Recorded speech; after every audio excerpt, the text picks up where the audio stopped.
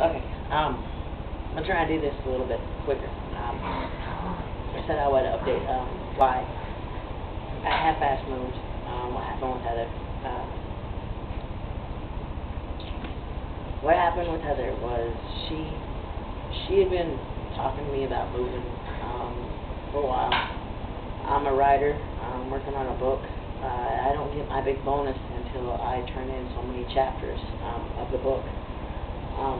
About 6 chapters at least of that, which was really hard to work on because of work. I'd get home from work, I was stressed out, I didn't want to do anything. I'd cook, and then I'd plop my ass down on the couch, I might go mow, I might wash my car, but I didn't want to be on the computer after being on the computer for 8-9 hours at work.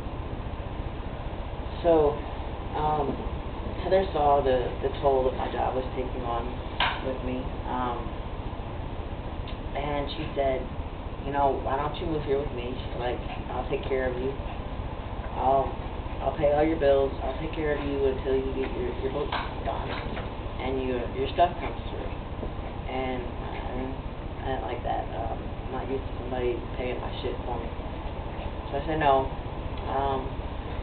She kept on about it, telling me that, you know, she wanted to do it, she could do it, and it wouldn't be forever, and then after my book thing came through, I'd be taking care of both of them. And she quit her job, and we moved back to Arkansas where I live, and that would be that. So the plan was to move up there for about 3 months, quit my job, give up my house, and stay there, get my stuff done, change my name, and come back and find a place together. That's how it was supposed to go. However, it did not. She asked me,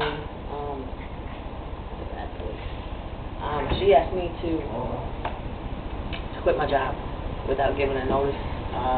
She didn't really want me to give a notice at my house. So I told her, you know, my landlord's been really good to me. So yeah, I managed to talk that to her. So she called me Saturday, and we had it set in motion that that's what it's going to do. It's going to pay my last month's rent. It's going to give my notice to my landlord, give me a month to get my stuff out from storage. And she wanted me up there, and then she was going to come back with me to pack up all my stuff and then go back again. So, told my mom this.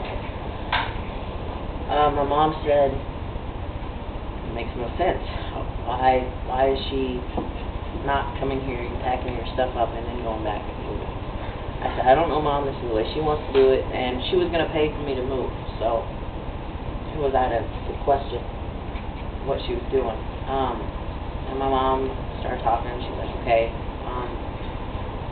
but I don't want you driving the 11 hours by yourself, not knowing where you're going, because I'm just going to throw this out there. Since my wreck, I have a hard time focusing on things. I have a very bad memory. If I had a TomTom, it probably would have been different, you know, tell me where to go, what turns to make, all that. But the only GPS I would have had would have been on my cell phone that has the MapQuest on the new Google phone. So, yeah. She's afraid I'd get lost. I get lost in this town that I've lived in since I was 3, so, you know. So I talked to Heather. She said, yeah, we'll do that. We'll drive down. And I was like, well, why don't you just fly? Because as soon as you get here, we're going to turn around and leave, right? And she's like, well, I can't fly because I got the dog and whatever. So it ended up, she called me Monday night. She said, Stephanie and I are driving down tonight. We're leaving tonight. We'll be there tomorrow afternoon. Quit your job by the time I get there. Be there when I get there. And we'll leave as soon as we get your car fixed. I had to get my rear brakes replaced. And my friend was also working on putting my car back together after he raced it and ripped out the rear axle. But that's another story. So she came down. I quit my job Tuesday morning. I didn't want to do it. I'd worked there for 5 years. I was the youngest manager in the company. I quit. because I knew that I was going to have to quit anyway. I couldn't transition there. There was just no way. But I did blow a 5-year record because of how I quit. But anyway, we took my car to get it in the shop Wednesday morning. We left out Wednesday night. I drove the 11 hours. Heather slept from St. Louis on to Indiana, which is about 6 hours, I guess, something like that. She got to her apartment, took my dog up, took my dog out to the bathroom, laid down at her house by like 9 o'clock, got up at 1:32. She saw some pet rescue thing happening on the news. She wanted to clean up and go see if they could help, or we could help with the animals.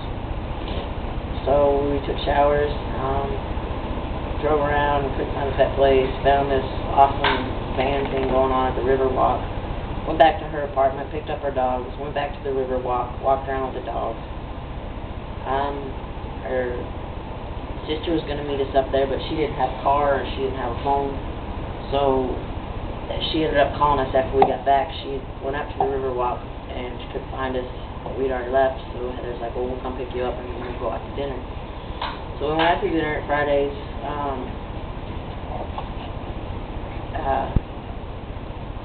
Normal bullshit there. Heather was kind of giving me crap, because I order the same thing everywhere I go, and I told her that. I said, I have ulcers, and this is something I know that won't screw it up, and that's chicken tenders. I always get chicken tenders and fries, and if I can get chicken tenders, fries, and mashed potatoes, that's what I get, because it's a safe bet for my stomach. There's no way they can repair those that's going to fuck me up. And when it fucks me up, it really hurts, so I try to avoid that.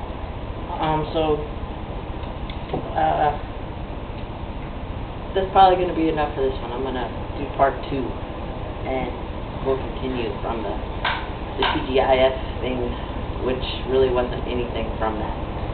Yeah, exciting stuff.